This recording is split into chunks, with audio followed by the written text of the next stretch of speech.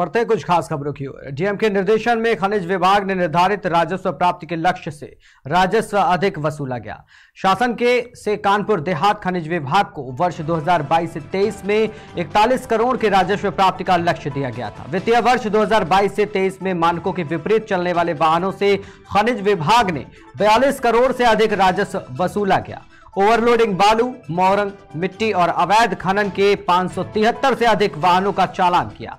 खनिज विभाग की ताबड़तोड़ कार्रवाई से मानक विहीन वाहन चालकों और खनन माफियाओं में हड़कंप मचा हुआ है।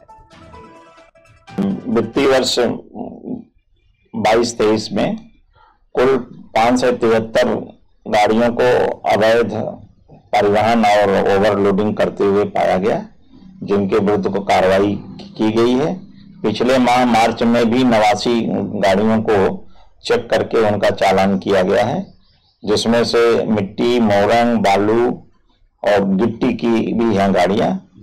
और पिछले वित्तीय वर्ष में 41 करोड़ रुपए के राजस्व प्राप्ति का लक्ष्य था।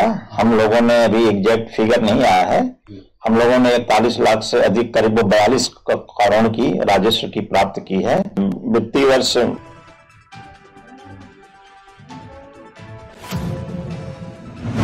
बढ़ते अगली खबर की ओर। सदर विधायक ने मुख्यमंत्री को पत्र लिखकर गिरवा क्षेत्र के पहाड़ों में हो रहे अवैध खनन और अवैध क्रशर संचालन पर रोक लगाए जाने की मांग की। आपको बता दें कि 5 गांवों के ग्रामीण लंबे समय से आंदोलन कर रहे हैं और लेकिन अभी तक की कोई भी सुनवाई नहीं हुई। ये बांदा से खबर है जो आपको बता रहे हैं। वहीं इन सबके बीच सदर विधायक ने गांव वालों को आश्वासन दिया है कि वो क्षेत्र के पहाड़ों में हो रहे अवैध खनन को बंद कराएंगे, जिसके लिए वो 3 महीने पहले भी मुख्यमंत्री को पत्र लिख चुके हैं। ये जिस दिन से पहाड़ क्रशर लग गए उस दिन से हम लोग परेशान हो।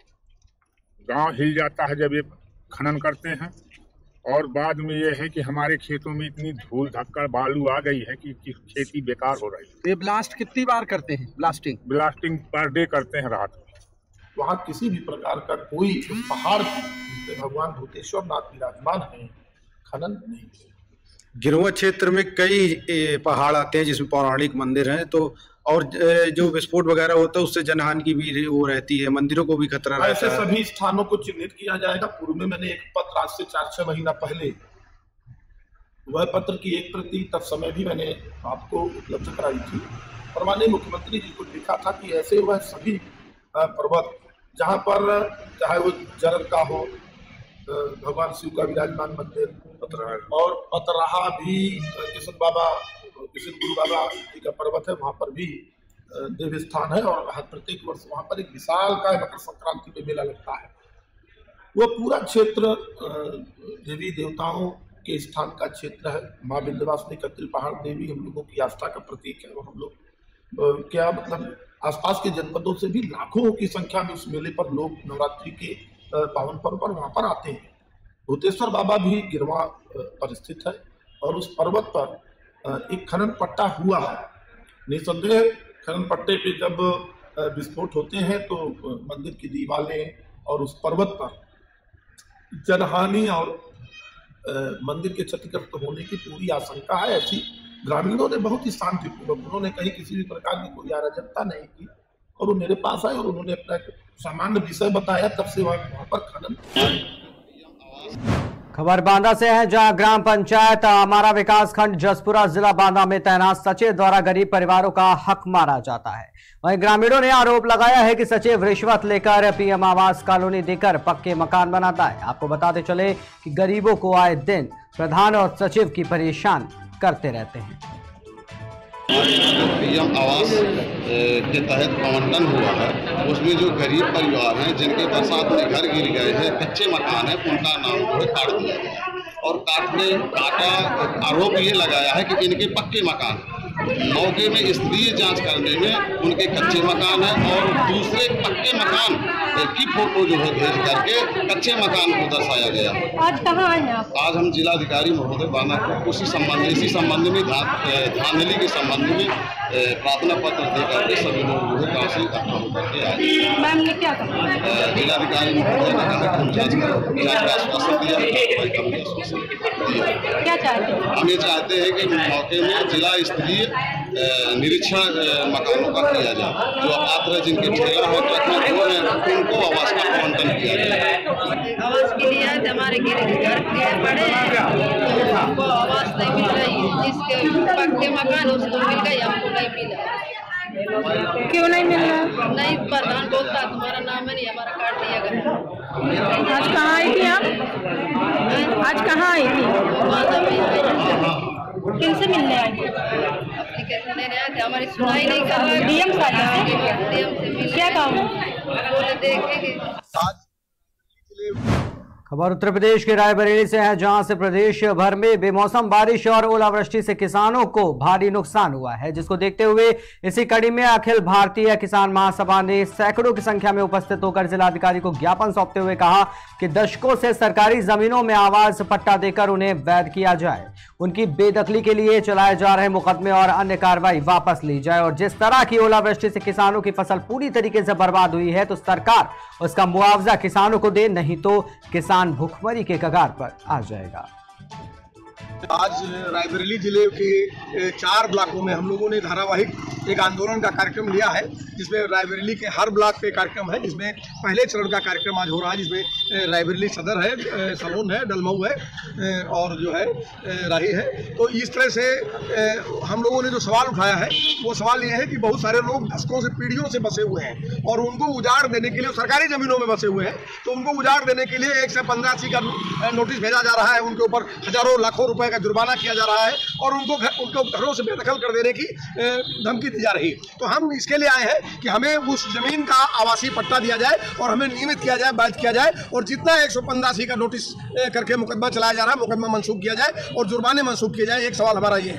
दूसरा सवाल ये है कि मनरेगा में बहुत हमारी करोड़ों रुपए मजदूरी बकाया है, वो मजदूरी तत्काल हमें भुगतान की जाए और गाँव में मनरेगा को फिर से शुरू किया जाए। सरकार ने भी बायोमेट्रिक से हाजिरी का जो फरमान जारी किया है इसे वापस लिया जाए, क्योंकि काम करते करते लोगों के अंगूठे के निशान के रेसे ऑलरेडी घिस चुके हैं, तो बायोमेट्रिक से किसी का मिलान हो नहीं पा रहा है। तो एक सवाल हमारा ये भी। तीसरा सवाल ये है, जिसको हमारे अध्यक्ष जी ने भी कहा कि बहुत बड़े पैमाने पर क्षति हुई है और सरकार सिर्फ बकवास कर रही है कि मुआवजा दिया जा रहा है, कहीं कोई मुआवजे की बात नहीं हो रही है और किसानों का बहुत बड़ा नुकसान हुआ है। तो इसका मूल्यांकन करके प्रति हेक्टेयर के हिसाब से 20,000 रुपए, एकड़ के हिसाब से 20,000 रुपए प्रति किसान को मुआवजा दिया जाए। ये कुछ सवाल है हमारे, जिनको लेकर के हम यहाँ पर प्रदर्शन। जनपद अमरोहा के हसनपुर क्षेत्र के गांव सहलिया में बिजली विभाग की लापरवाही से 11,000 के लटके तारों से पहले भी कई हादसे हो चुके हैं। आपको बता दें कि ऐसा ही आज रास्ते से गुजर रही मैजिक में तार फंसने के कारण 11,000 का पोल टूटकर एक मकान पर जा गिरा, जिससे गांव की सारी लाइन नीचे गिर गई और बड़ा हादसा होने से बच गया। वहीं गांव वालों का कहना है कि बिजली विभाग से बार बार तार सही करने को कहने के बावजूद भी तार आज तक सही नहीं कराए गए।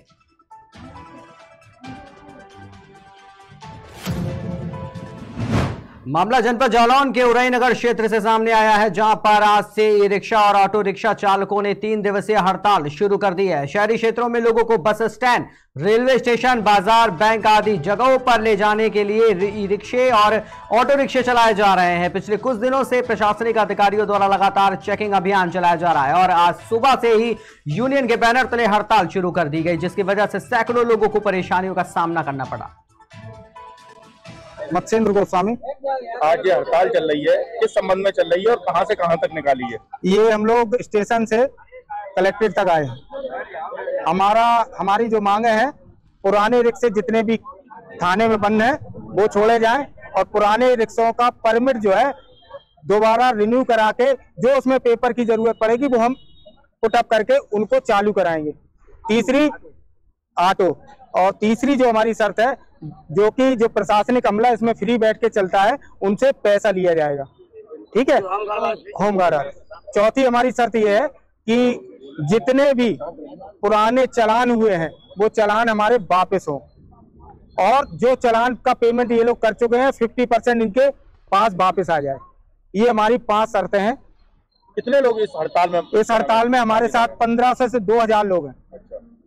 और क्या नाम है, कब तक ये हड़ताल चलेगी? 2 दिन चलेगी। कल आज और कल, और अगर कल के बाद अगर हमारी प्रशासन नहीं बात मानता है तो मैं गांधी चबूतरे पे बगैर अन्न बगैर पानी के भूख हड़ताल करूंगा जब तक हमारी मांग मानी नहीं जाएगी। मत्स्येंद्र गोस्वामी।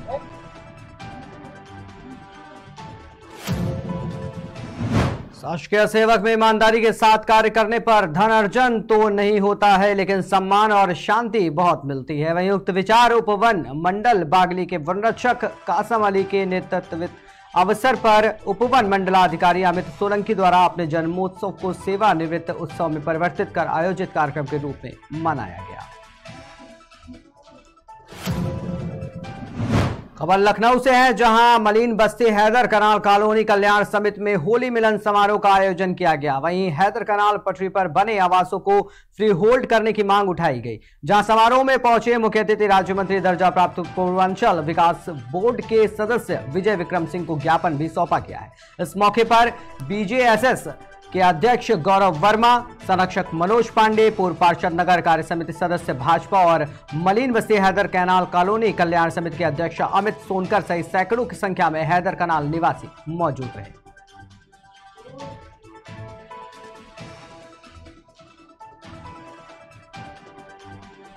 हैदर कनाल कॉलोनी कल्याण समिति की तरफ से होली मिलन का एक कार्यक्रम था, जिसमें आपने इस विषय को रखा कि हमारी इन लोगों की पीढ़ी दर पीढ़ी यहाँ पे रहती आई है, लेकिन इनको ये डर है कि कहीं इनका आवास इनसे ना छिन जाए, एक अज्ञान सा इनको डर है। तो उसके संबंध में इन्होंने मुझे माननीय मुख्यमंत्री जी को संबंधित एक ज्ञापन दिया है और इस ज्ञापन को मैं निश्चित रूप से पहुंचाऊंगा।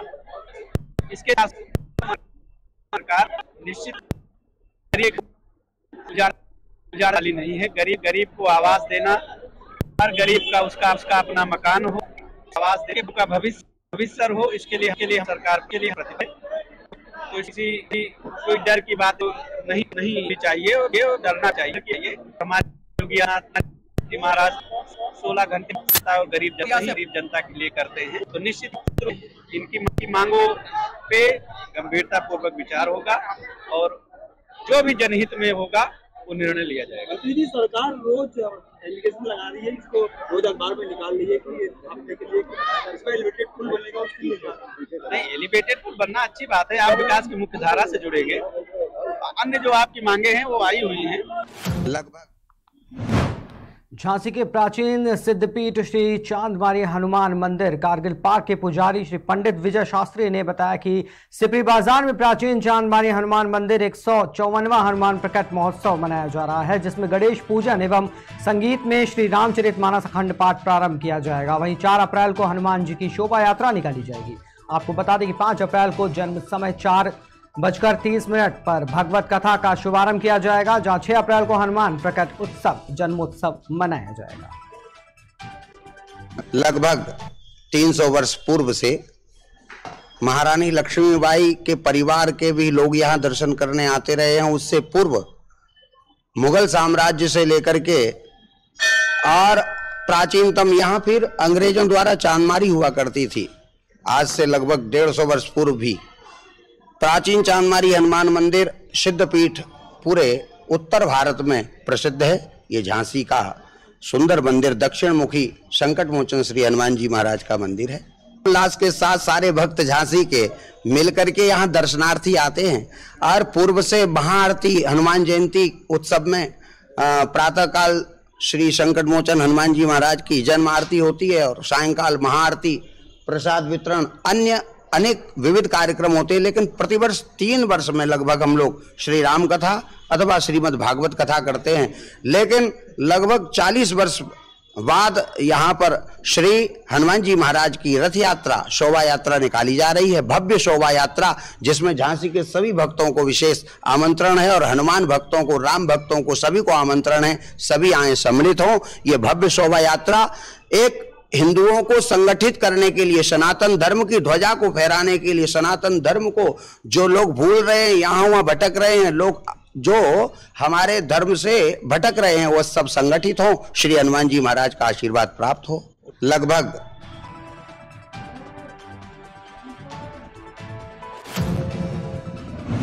24 फरवरी को उमेश पाल की हत्या के बाद शूटर गुड्डू ने 5 मार्च को अतीक के बहनोई डॉक्टर के घर पर मेरठ पहुंचा था। वही डॉक्टर 1 लाख समेत पूरा परिवार गुड्डू मुस्लिम की आवाभगत में जुटा था। आपको बताते चले कि डॉक्टर के घर में गुड्डू मुस्लिम को पनाह मिली थी, जिसका सीसीटीवी वीडियो वायरल हो गया है।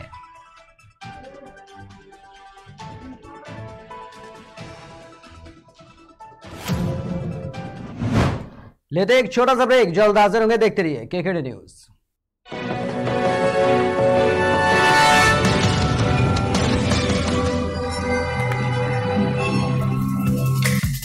Feel the power of Angel.